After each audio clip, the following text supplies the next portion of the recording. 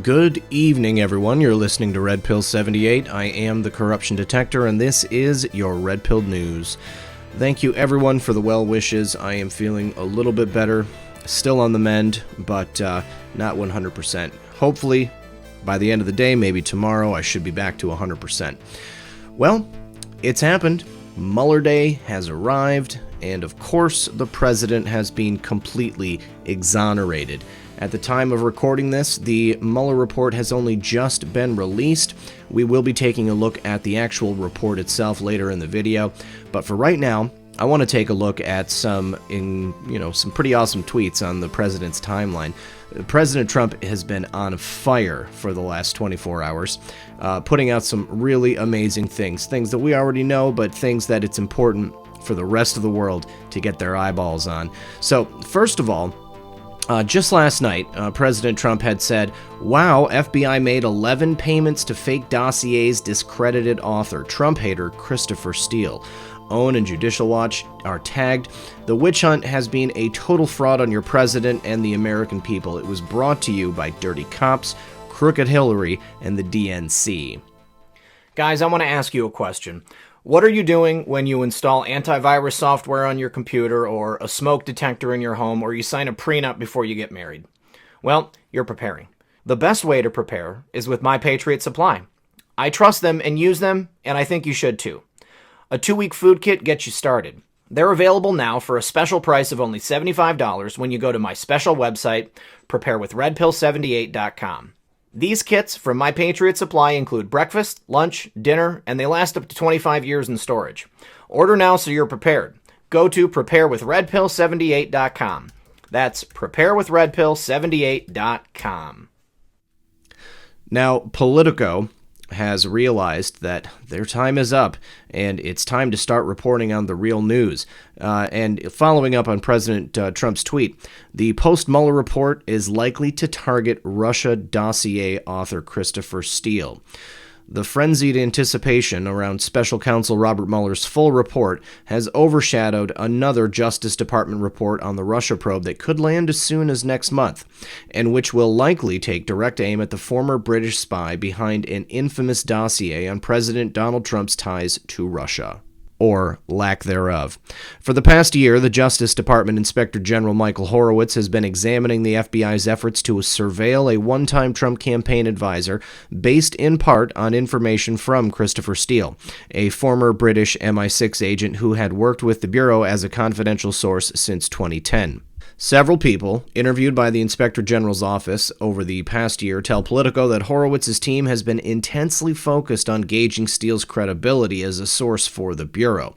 One former U.S. official left the interview with the impression that the Inspector General's final report is going to try and deeply undermine Steele, who spent over 2 decades working Russia for MI6 before leaving to launch his own corporate intelligence firm. Thursday's planned release of the full Mueller report by the Justice Department could shed new light on Steele's role and the veracity of the controversial dossier he assembled in 2016, featuring explosive and, in some cases, sexually lurid charges of Kremlin influence over Trump and his associates. All BS. And once the Mueller report is out, conservatives will look forward to the results of the Horowitz probe, launched in March 2018 while Jeff Sessions was Attorney General. President Donald Trump has been calling for a parallel investigation into alleged FBI spying that would somehow undermine Mueller's investigation, or perhaps bring the actual traitors to light. That's more the way I like to think about it. Steele was hired by the opposition research firm Fusion GPS in 2016 to research Trump's Russia ties, with funding from a law firm that represented the Democratic National Committee. He has become a villain to Trump allies who claim that anti-Trump Justice Department officials conspired to undo the results of the 2016 election, and conservatives have seized on Mueller's conclusion that no criminal conspiracy existed between the Trump campaign and the Kremlin as evidence that Steele's sensational dossier was a fraud. Speaking on Fox News last month, Representative Jim Jordan derided Steele as the foreigner hired by the Clinton campaign to write the dossier that was the basis of this whole twisted deal. With his reputation on the line, Steele, who has not commented publicly on the Trump-Russia investigation, intends to rebut the Inspector General's characterizations, if necessary, in the form of a rare public statement, according to people familiar with his plans. He declined to be interviewed by the Inspector General, citing, among other things, the potential impropriety of his involvement in an internal Justice Department investigation as a foreign national and former British intelligence agent. Steele's allies have also repeatedly noted that the dossier was not the original basis for the FBI's probe into Trump and Russia. And interestingly enough, we're going to find out what the actual predicate for that was in just a moment. A spokesman for the Inspector General's office declined to comment. The president and the other critics of the Russia investigation have long maintained that the Bureau inappropriately spied on the Trump campaign using unverified information provided by Steele. The FBI's decision to seek a surveillance warrant against the Trump campaign foreign policy advisor Carter Page, a warrant they applied for and obtained after Page had already left the campaign, is the chief focus of the probe by Horowitz, a Harvard-educated former federal prosecutor who has held his post since 2012.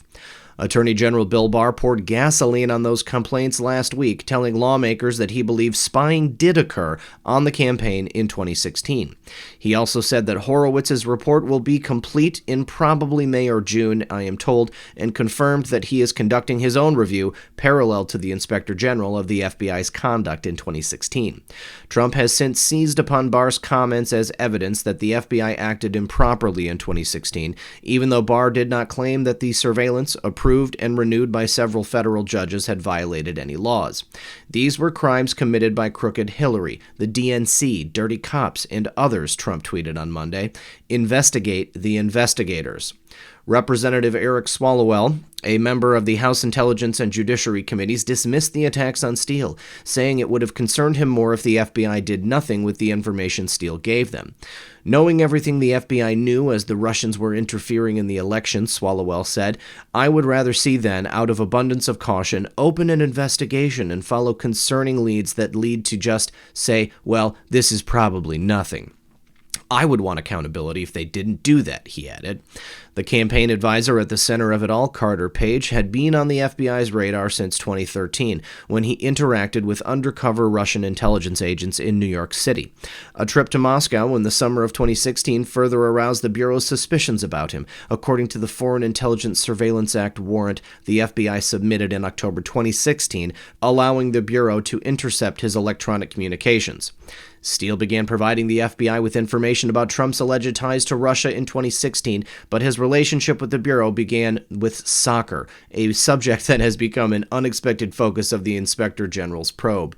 In 2010, Steele delivered information to the Bureau's Eurasian Organized Crime Squad about corruption within the International Soccer League, FIFA, with links to Russia and its president Vladimir Putin. That led to the ouster of longtime FIFA president Sepp Blatter and his indictment of several FIFA officials. The Inspector General's office has concluded that Steele inflated his worth to the Bureau in that case, and did little more than introduce agents to a journalist who had obtained hacked documents, according to two people who were interviewed and briefed on the matter. For the FBI to have formalized its relationship with Steele, paying him an undisclosed amount beginning in 2013 as a result of his FIFA role, may therefore have been bad judgment, the Inspector General's team has intimated. Horowitz's probe also appears set to cast doubt on the veracity of the information Steele provided about Page that the FBI included in its application for a FISA warrant. Steele, 54, went into hiding briefly after the dossier was published in January 2017, but has since returned to his regular day job in London at his firm Orbis Business Intelligence. His defenders call him an intellectual professional with a sterling reputation who was being unfairly demonized by pro-Trump Republicans. By 2015, however, as the FIFA investigation was ongoing, Steele was producing intelligence that appeared to rely not just on a single journalist, but on high-level Russian insiders. One Steele report from June of that year, reviewed by Politico, cited both a Russian senior lawyer and a close Russian confidant of then-Deputy Prime Minister Dmitry Rogozin. The sources relayed that Russia was involved in bribing FIFA to win the 2018 World Cup, according to the report. Steele's defenders also note that the information he provided, which made it into the FISA warrant application to monitor Page, was not far off. According to Steele's resources, Page met with high-level Russian officials while in Moscow in July 2016, including the CEO of Russia's state-owned giant Rosneft. Page denied the claim publicly until pressed under oath by lawmakers in 2017, when he acknowledged meeting senior members of the presidential administration during his trip, as well as the head of investor relations at Rosneft. Page had originally claimed only that he went to Moscow to give the commencement address at the new economics school. Page told Politico on Tuesday that he has not been contacted by the Inspector General. Former U.S. officials interviewed by the Inspector General were skeptical about the quality of his probe. They emphasized to Horowitz that information in a warrant application need not be wholly verified, as long as the reliability of the source of the information is disclosed to the court, which the FBI did in the Page FISA case with regard to Steele. But the Inspector General seemed neither well-versed in the FISA process nor receptive to the explanations, the official said. Unbelievable. The Inspector General is also homing in on Steele's relationship with Bruce Orr, a career Justice Department official who spent years investigating Russian organized crime and corruption and who has known Steele since 2007, according to two people familiar with their relationship. In July 2016, Steele told Orr about the research he'd been doing on Trump's alleged Russia ties, claiming, among other things, that a former head of the Russian Foreign Intelligence Service had stated that the spy service had Donald Trump over a barrel, Orr told lawmakers in a closed-door interview last year. Soon thereafter, the FBI began receiving Steele's Trump-Russia memos directly, but the Bureau cooled on the relationship after learning that Steele had described his Trump campaign research to reporters.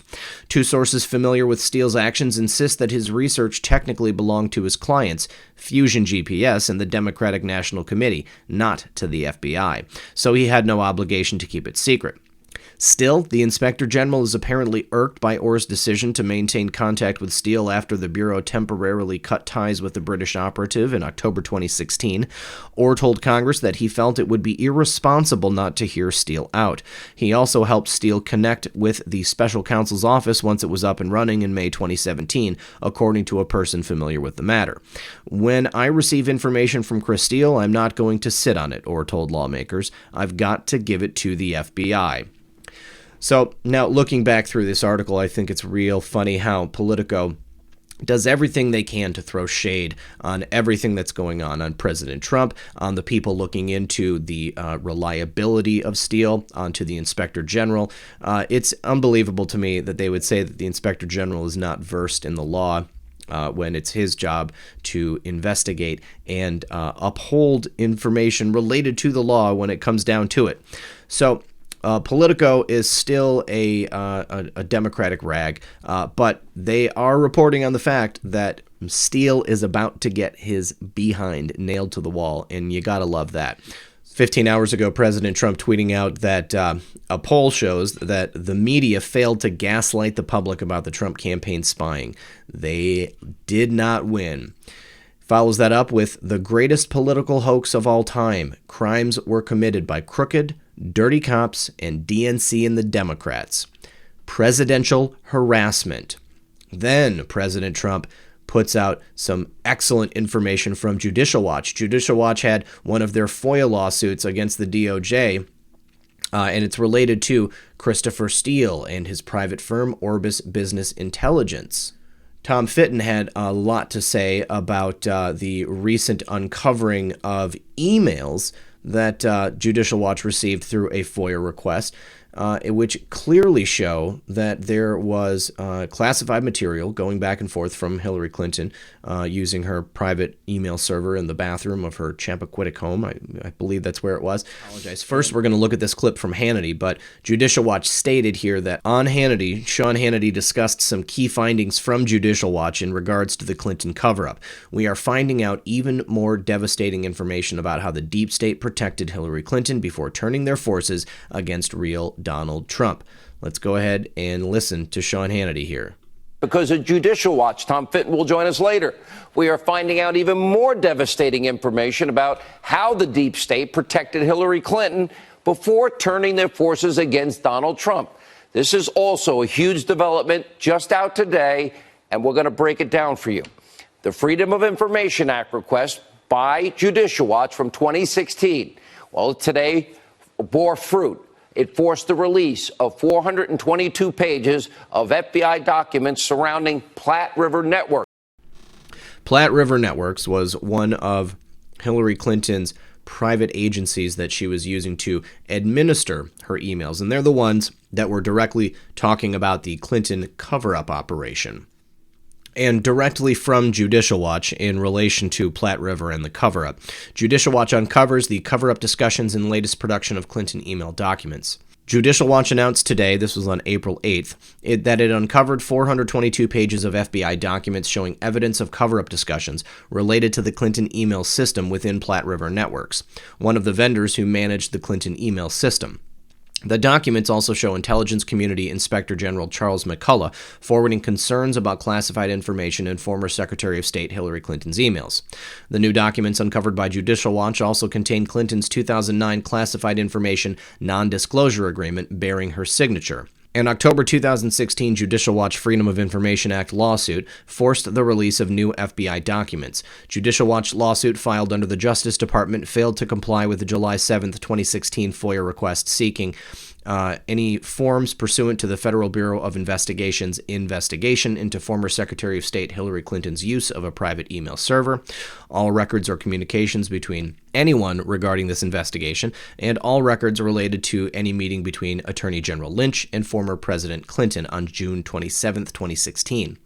FBI notes of an interview with an unidentified Platte River Networks official in February 2016, almost a year after the Clinton email network was first revealed, show that Platte River gave someone access to live HRC archive mailbox at some point. The same notes show that an email from December 11, 2014 exists that reads, Hillary cover-up operation work ticket archive cleanup. The interviewee said that the cover-up operation email probably related to change to 60-day email retention policy backup. Right. The subject indicated that he didn't recall the prior policy. The notes also indicated redacted advised redacted not to answer questions related to conversation with David Kendall, document 49 based on Fifth Amendment. The subject said that everyone at PRN has access to the client portal. On December 11, 2014, Platte River Network's email between redacted parties said, "It's all part of the Hillary cover-up operation. I'll have to tell you about it at the party." An August 2015 email from Platte River Networks says, "So, does this mean we don't have offsite backups currently? That could be a problem if someone hacks this thing and jacks it up. We will have to be able to produce a copy of it somehow, or we are in some deep SHIT. Also, whatever came from the guys at Datto about the old backups, do they have any way of getting those back after we were told to cut it to 30 days? In March 2015, Platte River Networks specifically discusses security of the email server. Redacted is going to send over a list of recommendations for us to apply for additional security against hackers. He did say we should probably remove all Clinton files, folders, info off our servers or on an independent drive." Handwritten notes that appear to be from Platte River Networks in February 2016 mention questions concerning the Clinton email system and state of backups. The documents show Platte River Networks' use of BleachBit on the Clinton server. The BleachBit program was downloaded from a vendor called SourceForge, according to a computer log event, and over the next half hour was used to delete the files on Hillary's server. The documents also contain emails and handwritten notes written in June and July 2015 from the Office of the Intelligence Community Inspector General discussing concerns over classified information. A redacted sender writes to State Department official Margaret Peggy Graffeld that inadvertent release of State Department's equities when this collection is released in its entirety, the potential damage to the foreign relations of the United States could be significant. ICIG McCullough forwards the concern, saying, "Need you plugged in on this?" And there is the email itself and his response.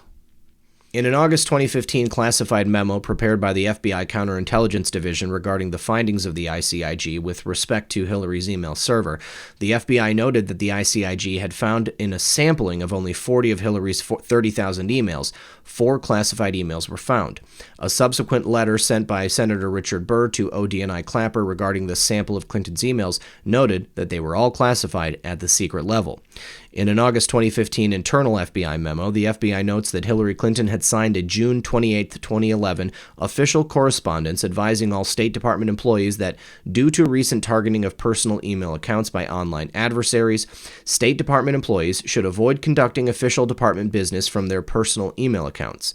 The same FBI memo noted that Under Secretary of State for Management Patrick Kennedy had sent a memo to all senior State Department officials on August 28, 2014, in which Kennedy included excerpts from the Foreign Affairs Manual that said classified information must be sent via classified email channels only.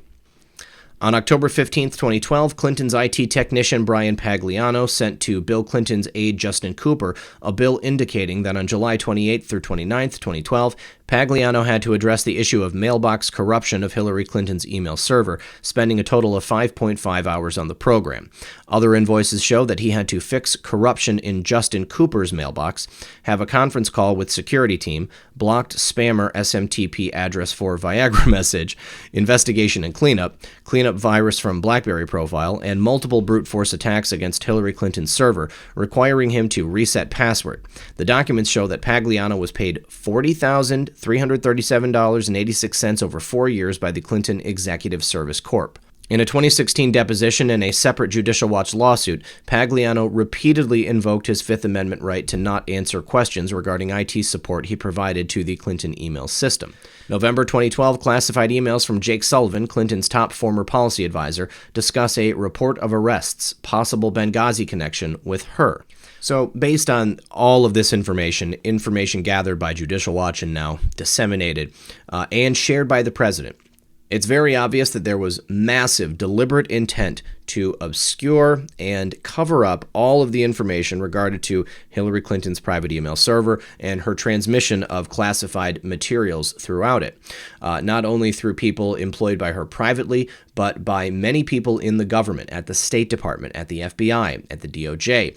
The fact that the president is sharing this now, directly after the release of the Mueller report, goes to show, in my opinion, that Hillary Clinton is very, very short for time in this matter. I know that I said the other day that I was losing faith, but I was really sick and I was just feeling kind of depressed overall. So I'm feeling back on track. I really do believe that this is all going to continue to come out, and that Hillary Clinton is going to pay one way or another. Now, here I have Hillary Clinton's non-disclosure agreement from Judicial Watch that she had actually signed. Let's go ahead and take a look at it. Classified information non-disclosure agreement for Hillary Rodham Clinton. This shows that she knew exactly what she could and could not do with relation to her transmission of emails and classified materials. So, there's no getting out of this. It's right here. The execution of this agreement was witnessed by the undersigned. Someone did see her sign this. Now, in Section 4 here, it says, I have been advised that any breach of this agreement may result in the termination of any security clearances I hold, removal from any position of special confidence and trust requiring such security clearances, or termination of my employment or other relationships with the departments or agencies that granted my security clearance or clearances. I've been advised that any unauthorized disclosure of classified information may constitute a violation or violations of U.S. criminal laws. So, Hillary Clinton knew exactly what she was doing. The fact that she no longer holds a security clearance, I think, is directly related to this. Now, I know that when she supposedly relinquished it, it was at her own behest, but I'd like to think that perhaps it was actually taken away from her. Someday I would really like to see some confirmation of that. That would be great. Now, in the lead up to the release of the Mueller report earlier today, there was quite a bit of excellent reporting on Sean Hannity last night, and here is a great thread from my friend The Dirty Truth on Twitter. Hannity says after tomorrow's Mueller report hysteria dies down, and in the coming days, weeks, and months, there will be a total avalanche of truth coming. Let's take a listen to Sean Hannity here. Now, thankfully, our calls for truth and justice are all about to be answered. After Mueller madness, hysteria, and breathless reporting tomorrow begins to die down, and it will, this is what's coming next in the coming days, months, weeks. there is a complete avalanche of truth that will start to cascade down on all of the deep state bad actors, the corrupt media, the Democratic Party, all the people missing in action in what is the biggest abuse of power corruption scandal in American history. We're talking about criminal referrals coming from Congressman Devin Nunes, more criminal referrals we expect from the Horowitz report, his report on the FISA investigation, committing fraud to FISA court judges. They knowingly lied to those judges. And let's not forget the Uber investigation on leaking by these officials. The 302s, conversations, Christopher Steele, Bruce Orr, the applications, the FISA applications themselves, especially the last one, I'm told, pages 10 through 12, 17 to 34. Then we'll get the Gang of Eight information. What did the FBI know? When did they know it? We might get information on Christopher Steele from a court in Florida. And this is very important. AG Barr's investigation into spying. They spied on the Trump campaign. It happened. Now, these investigations will bring a lot of bad actors to justice. The consequences will be steep. And to date, we have been right about. That's right. Sean Hannity has been right about absolutely everything thus far. I love how they ended it right there. Very last line, Ukraine evidence. Cannot wait to see what happens with that. Now, Joe lights in on Obama in this next clip. He says it all started with the Obama White House and Obama approved it. Let's take a listen. Sean, the day of the news conference that James Comey gave exonerating Hillary Clinton after accusing her of a series of crimes, I called him a dirty cop. That's what he is. He remains that today and disgraced. Tomorrow morning, a clean cop, Bill Barr, the new sheriff in town, is going to hold a news conference at 9:30. By doing so, he will confront a rebellious, abusive Congress under the charge of the Democrats in the House of Representatives. He will start a process which is going to lead to a series of federal grand juries to hold accountable all the people you're talking about. And he will conclude, without saying it tomorrow, that it all started in the White House. Barack Obama knew about this from day one. He authorized it. Brennan and Clapper informed him. Everybody knows that's where we're headed, and it's about time, because a lot of very innocent people have been hurt. Not just Donald Trump, who has been absolutely outrageously harmed by what President Obama authorized, and now the chickens are coming home to roost, as the Reverend Wright used to say in Chicago. That's right. The chickens are coming home to roost for the Obama administration because it all started with them. Now, next, Victoria says justice will be served. Let's take a listen to that. I want to know two things. What's going to happen, and do you really believe that justice will be served for these bad actors? Justice will be served, and columnist Abernathy, which should do another column very soon, and ask this question. What did Barack Obama know, and when did he know it?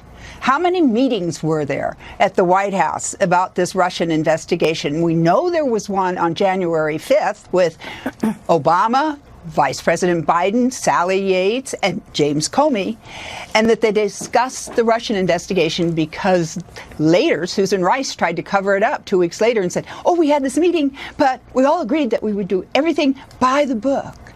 Oh, yeah, wink, wink. How many other meetings were there in the White House about this Russian investigation, and for how long did they go on? I hope that some more columnists start asking that question. Wow, amazing. Amazing indeed. This is all coming out. It is finally going to hit the mainstream. Sarah Carter said there's going to be an avalanche in the next few months, and it's going to be huge. There's going to be indictments and a serious investigation into what happened. And of course, everyone on the panel sounded extremely happy. Let's take a listen. To the extent you can, explain to everybody what you know is coming. I try to explain in my own way. Well, we certainly have a number of sources, Sean. I don't know who yours are. I know who mine are. I can tell you this, that there is an avalanche that is going to be coming within the next few months. Let me fix this. And it is going to be huge. There are a number of indictments that are on the way. There's going to be a very serious investigation into what had happened and what had transpired since the Hillary Clinton investigation by the FBI, all the way through the origins at the very beginning of the investigation into then candidate Trump and those within his campaign. And this is going to be significant because they are going to look for these origins. And I agree completely with Joe and with Victoria that it's going to lead all the way back to the White House. And that is what I'm hearing. And I'm talking about the Obama Strzok administration. And Page brought it right into Loretta Lynch's office, didn't they? There's a circular firing squad. A circular firing squad in Brennan, as well as Comey and Clapper. Get lawyers. Get lawyered up. Buckle up. Now, you all have been right. Thank you for all that you've done, all of you. And not only Loretta Lynch, but President Obama directly. Solomon said that one text message that really stood out to me was the one that said the White House is running this. Let's take a listen to John Solomon here next, because this is a huge bombshell. Obama's White House involvement in this probe is we saw Page and Strzok point directly to Lynch's office. And I want to know what she knew when she knew it. And I want to know what Obama knew and Rice knew and Clapper knew and Brennan knew. I think it's such an important question, and it's gotten lost for much of the last 2 years as we've debated all of the narrative that turned out not to be true. But one text message has always stood out in my mind, Sean. It's in my column again today. I mentioned it, and that is a text message from Pete Strzok to Lisa Page after they come out of one of the first foundational meetings in August after they've launched the Trump investigation. And the text says, "The White House is running this." The White House is running this. I covered law enforcement for 30 years. The White House doesn't normally run counterintelligence or Justice Department investigations. That text has remained in my head for a long time. And over the last few weeks, I've been reporting. I think Victoria, in the last segment, had something really important. She said, January 2017, there was at least one White House meeting. I think next week we'll be talking about a meeting 1 year earlier where the origins of the Trump collusion case begin. A whole year earlier, and I guarantee you it will have been inside the White House. You're saying it started in 2015? No, 2016. See, 2016. She was talking about, she was talking January 17. January 2016, the beginning of Donald Trump's rise. We know the FBI began in July 31st, 2016. I'm going to say 6 months before the effort to get Trump was launched. And I think next week we'll be talking about some pretty interesting evidence. But I think it's so important for us now to step back from all this and remember this had to start somewhere, and a lot of resources had to be put into it. Who did it? What did they do? What did they know? What did they keep from the court? That's what my column was about today. There are so many questions. I interviewed all the people that are working in the IG probe, the Senate Judiciary probe around Attorney General Barr, and I tried to come up with the 10 seminal questions. And if we get them answered, I think we'll be able to ask ourselves and answer honestly. Anything you've heard the of FBI misused? Far earlier than we've been told previously. Back in January of 2016, Barack Obama initiated the investigation into Donald Trump, and they used back channels to pass things over to the FBI and the DOJ. Incredible information. Sean Hannity and his team are always on point. I love when Sarah Carter said, I know who my sources are, but I don't know who your sources are. She had that knowing look in her eye. John Solomon, Sean Hannity, they've all got the same sources, and I think we know who that is. Now, this right here is a thread from Burn Notice. This is someone great to follow on Twitter. He's got a snippet of an article from last year, I believe in the summer, with Devin Nunes on Laura Ingraham. And it has to do with a woman named Elizabeth Dibble and her position within the State Department and creating a back channel with which they used to bring in information outside of the standard route that it would normally take, so that it would not have the same eyes on with regular government officials. And this way, they could covertly bring the information in and basically entrap the people on the Trump campaign. And now this connects to Alexander Downer, a bunch of people at a company called Hackiett. And we're going to listen to this clip from Devin Nunes, and then I'm just going to leave this thread in the description below so you guys can go check it out. Let's take a listen here to what Devin had to say briefly. People in the Obama-era State Department were involved in the opening of that investigation. So it all comes down to, how did the information make it from supposedly an Australian High Commissioner or ambassador to the FBI? So we know that that didn't come through what I would call Five Eyes intelligence. It wasn't real intelligence product. It somehow short-circuited that process. We also know that many people in the State Department were meeting with Christopher Steele. Christopher Steele is the person who was hired by the Democrats to dig up dirt on President Trump. So this is why this investigation is taking a while. But the good thing is that I believe that Chairman. And there she is right there, Elizabeth Dibble. Looks like she was running lead on this transfer of back channel information, which allowed them to circumvent the traditional intelligence gathering system. And it was integral to hiding the means by which this information came in and kind of washing away the origins of it and attempting to make sure that it would not be obvious the manner in which it came through. So led people on a bit of a wild goose chase, but this is a great thread, so go check it out after we're done. Now, did anybody notice during the press conference earlier today that Rod Rosenstein basically stood there like an MKUltra victim, completely staring blankly, straight forward, not even blinking? He was sweating, he was stone-faced, and he looked like he was close to tears, according to the Gateway pundit. Rod Rosenstein had a pivotal role in the attempted coup against candidate and then President Donald Trump. Deputy Attorney General Rod Rosenstein last year spoke with DOJ and FBI officials about wearing a wire and secretly recording President Trump to be able to build a case that Trump is unfit to hold office. Rosenstein also signed at least one questionable FISA warrant to spy on candidate and then President Trump. Now, here's Rod's face. He basically did not move from that position throughout the whole presser. On Thursday, Rod Rosenstein stood behind Attorney General Bill Barr during his much-anticipated press conference on the Mueller special counsel investigation. Rosenstein appeared like he was tense, sweating, and stone-faced. Let's go ahead and watch this video.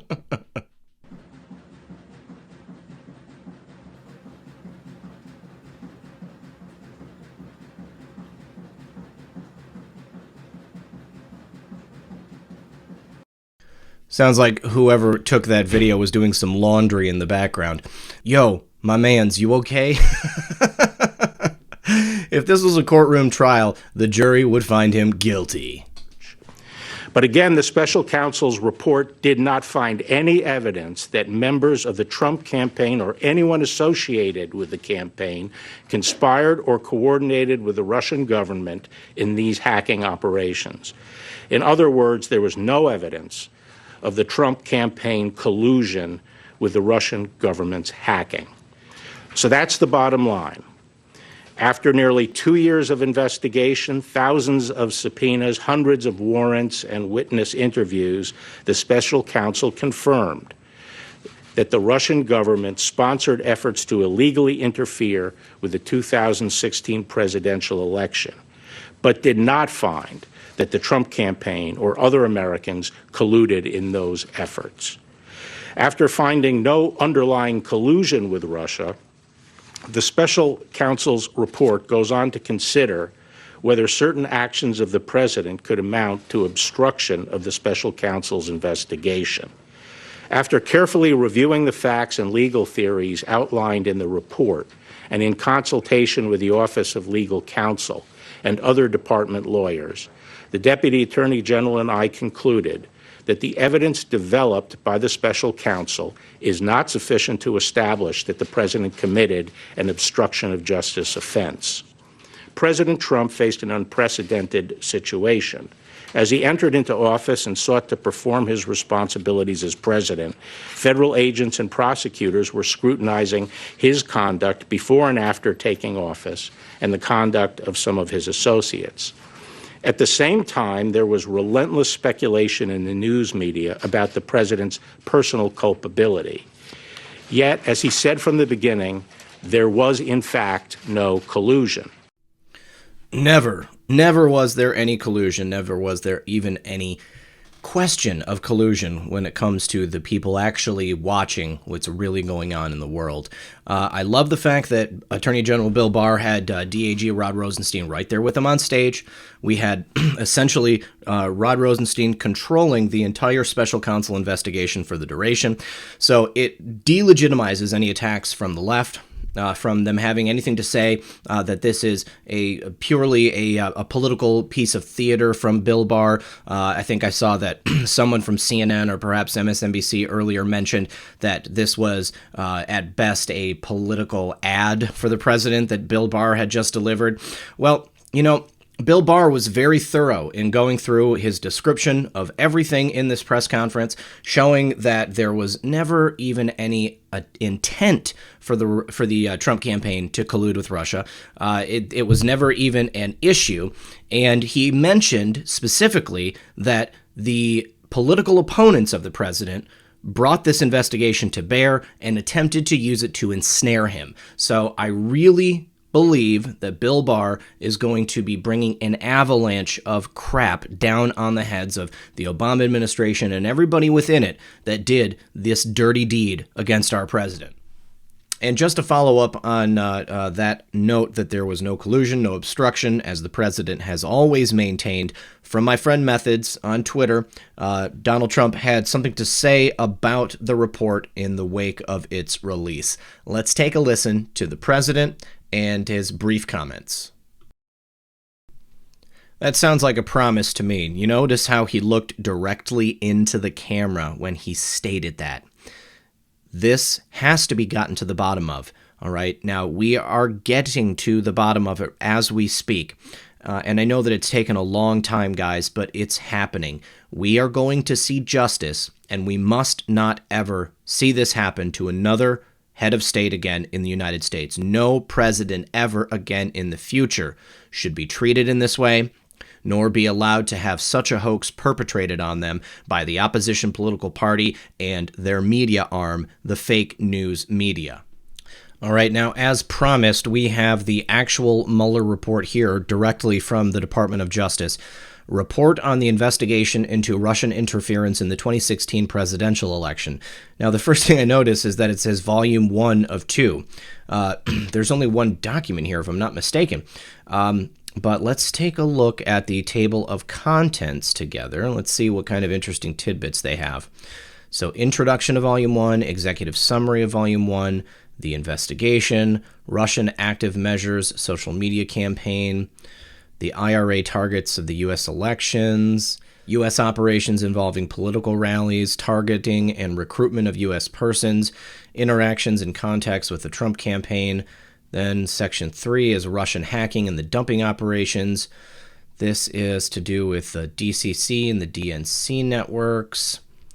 And then the hacked materials with DC Leaks and Guccifer, as well as WikiLeaks. Now, I really think that this is going to not bear anything out because we know that the Russians didn't give the files to WikiLeaks. We know that that was somebody else with the initials SR, Sam Richard. That is the initials right there, not Russia. Now, this is, we've got additional GRU cyber operations, Trump campaign, and the dissemination of hacked materials. So, harm to ongoing matter. That's a redaction right there. Let's see. Contacts with campaign about WikiLeaks. So I wonder if this is Julian Assange in here because this is about WikiLeaks here. And then, let's see, other potential campaign interest in Russian hacking materials, Russian government links to and contacts with the Trump campaign. This is everything that we've heard about for the last 2 years.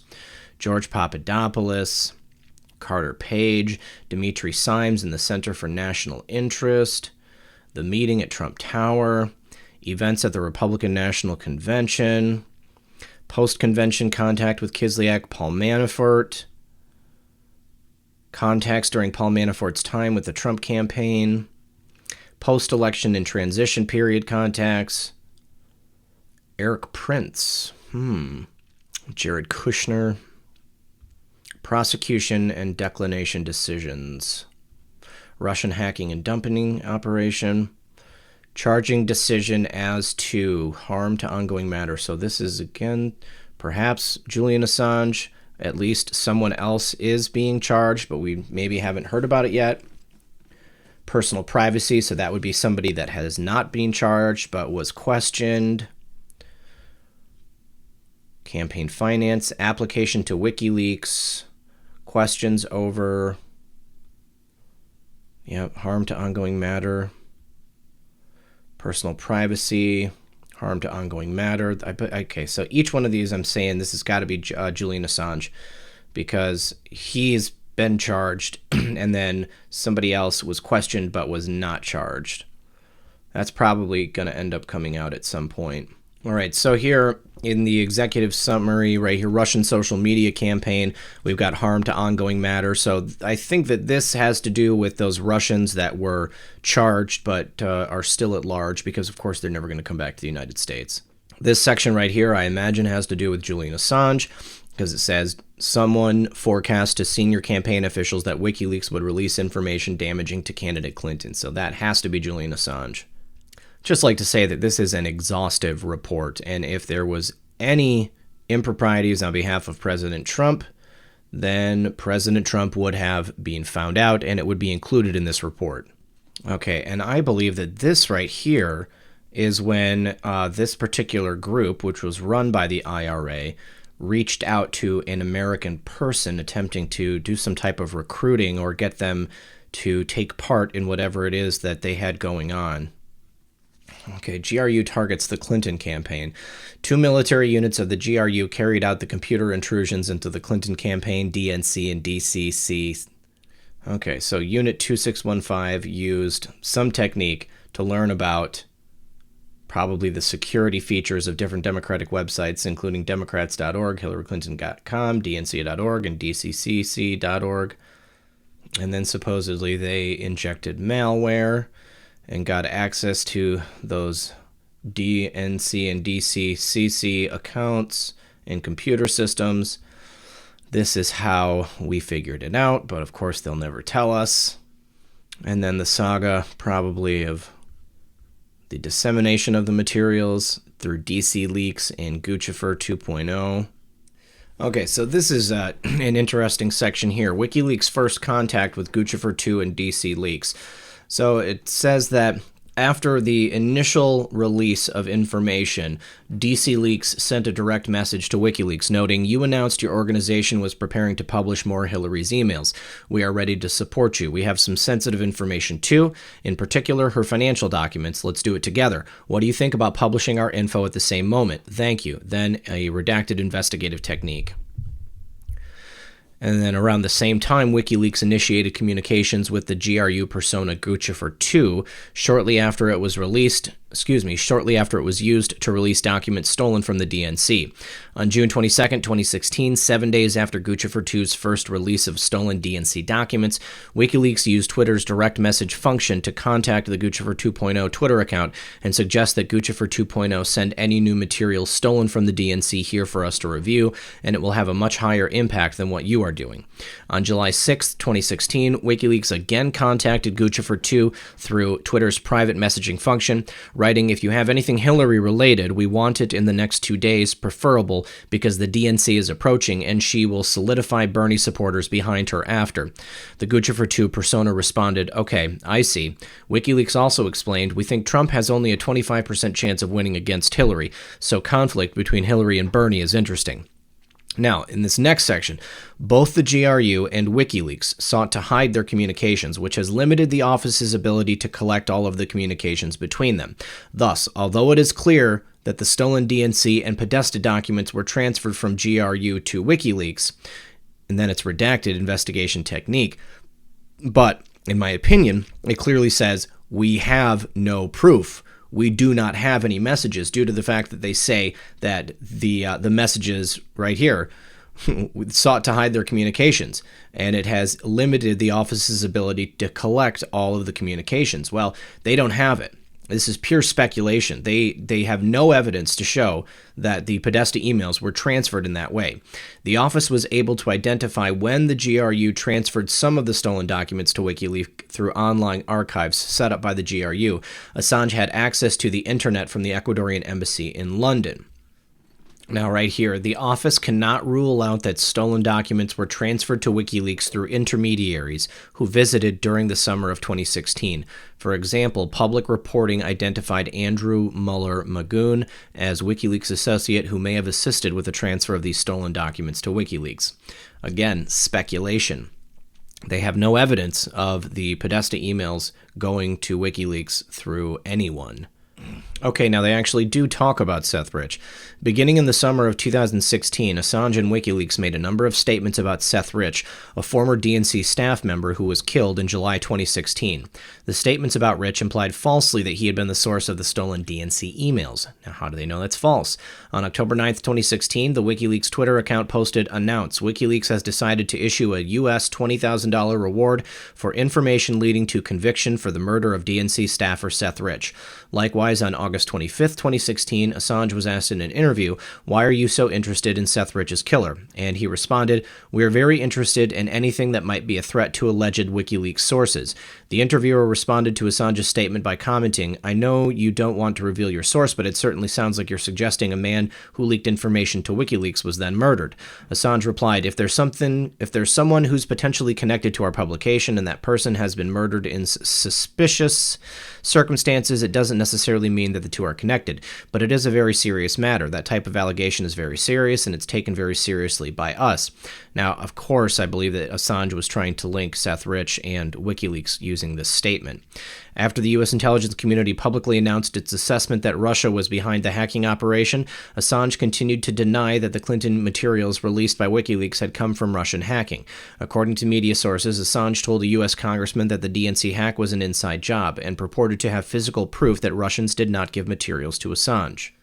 All right, now on that note, I just want to show here an article from 2017 from the Gateway Pundit showing from research done by the Forensicator that the Guccifer 2.0 DNC files were copied locally. They were not hacked. I believe his name is Adam something or other, but he's public now. I don't think he was public at this time. The documents were copied on July 5th, 5 days before Seth Rich was murdered. The Forensicator summarized the complex report into 10 bullet points. Based on the analysis that is detailed below, the following key findings are presented. On 7/5/2016, at approximately 7:45 p.m. Eastern Time, someone copied the data that eventually appears on the NGP-VAN 7-zip file with the subject of this analysis. The 7-zip file was published by a persona named Guccifer2 months later on September 13th, 2016. Due to the estimated speed of transfer, 23 megabytes a second, calculated in this study, it is unlikely that this initial data transfer could have been done remotely over the internet. The initial copying activity was likely done from a computer system that had direct access to the data. By direct access, we mean that the individual who was collecting the data either had physical access to the computer where the data was stored, or the data was copied over a local high-speed network. They may have copied a much larger collection of data than the data present in the NGP-VAN 7-zip. This larger collection of data may have been as large as 19 gigabytes. In that scenario, the NGP-VAN 7-zip file represents only 1/10 of the total amount of material taken. This initial copying activity was done on a system where Eastern Daylight Time settings were in force. Most likely, the computer used to initially copy the data was located somewhere on the East Coast, such as at the DNC. The data was likely initially copied to a computer running Linux because the file last modified times all reflect the apparent time of the copy, and this is a characteristic of the Linux CP command using default options. A Linux OS may have been booted from a USB flash drive, and the data may have been copied back to the same flash drive, which will likely have been formatted with the Linux ext4 file system. On September 1st, 2016, 2 months after copying the initial large collection of alleged DNC-related content, the so-called NGP-VAN data, a subset were transferred to working directories on a system running Windows. The RAR files included in the initial, included in the final 7-zip file were built from those working directories. The computer system where the working directories were built had Eastern Daylight Time settings in force. Most likely, this system was located somewhere on the East Coast. The RAR files and plain files that eventually end up in the NGPVAN 7-zip file, disclosed by Guccifer 2.0 on 9/13/2016, were likely first copied to a USB flash drive, which served as the data source for the final 7-zip file. There is no information to determine when or where the final 7-zip file was built. The most important aspect about the report is the estimated speed of transfer, 23 megabytes a second, at which the documents were copied. It's inconceivable DNC documents could have been copied at such speed from a remote location. Disobedient Media reported, the forensicator concluded that the chance that the files have been accessed and downloaded remotely over the internet were too small to give this idea any serious consideration. He explained that the calculated transfer speeds for the initial copy were much faster than can be supported by an internet connection. Boom. It's interesting here in this next section under the summer and fall of 2016, within approximately 5 hours of Trump's comical statement saying that he hopes the Russians could get Hillary Clinton's emails. Supposedly, the GRU then tried to hack into Hillary Clinton's emails and get them. Just pure fantasy. All right, so now we get into the Trump campaign and the dissemination of hacked materials, showing that the Trump team had an interest in if or not WikiLeaks was going to have more hacked materials. So harm to an ongoing matter obviously has to do with Julian Assange and the charges against him currently. Grand jury. First time we've seen that. More grand jury. That probably has to do with WikiLeaks, since this whole section does. There's Jerome Corsi's name. First time I've seen that. Corsi first rose to public prominence in August 2004 when he published his book Unfit for Command, the book about John Kerry. In the 2008 election cycle, Corsi gained prominence for being a leading proponent of the allegation that Barack Obama was not born in the United States. Spoiler, he wasn't. All right, so now this part is interesting because it details another insert into the campaign that tried to make contact with Michael Caputo. So this is in the section titled Other Potential Campaign Interest in Russian Hacked Materials. Throughout 2016, the Trump campaign expressed interest in Hillary Clinton's private email server and whether approximately 30,000 emails from that server had in fact been permanently destroyed, as reported by the media. Several individuals associated with the campaign were contacted in 2016 about various efforts to obtain the missing Clinton emails and other stolen material in support of the Trump campaign. Some of these contacts were met with skepticism and nothing came of them. Others were pursued to some degree. The investigation did not find any evidence that the Trump campaign recovered any such Clinton emails or that these contacts were part of a coordinated effort between Russia and the Trump campaign. Now, this is the name. Henry Okniansky, a.k.a. Henry Greenberg. And here it is right here. Michael Caputo claiming that Henry Greenberg was an FBI informant. Okay, so Caputo said he became suspicious of Greenberg after an interview with the Office of the Special Counsel in May. Caputo said the Mueller team knew far more than he did about the Greenberg approach, according to the news release. After my OSC interview, I deployed the crowdfunding resources of CaputoLegalFund.com to investigate Henry Greenberg in the United States and Russia, Caputo said in a statement. We discovered very quickly that this shady character has a long career as an FBI informant. So again, an example of attempted Russian injection into the Trump campaign, clearly on behalf of the Obama, FBI, and DOJ. All right, that's where we're going to leave it today because this report is several hundred more pages. We're only up to page 67 at this point.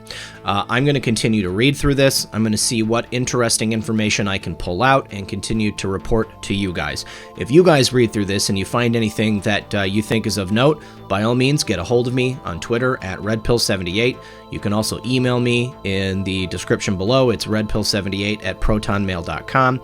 I want to thank everyone for joining me. Don't forget, this Friday, I am going to have a very special guest. In addition to my gold and silver expert, Aaron Moffat, who's also done some excellent digs on YouTube, we are going to have special guest Cody Snodgrass.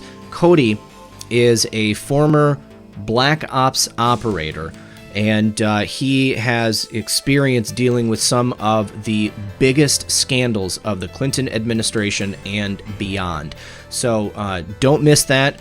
Cody is also a very smart guy with degrees in science, physics, and mathematics, so he understands a lot of things about 5G that I've been looking to present on this channel for quite some time. So we're not only going to be talking about Cody's career prior to his life now, but we are going to be discussing at great length 5G and exactly how that can affect us here as citizens of the United States, and frankly, people on a global system. So don't miss that show on Friday.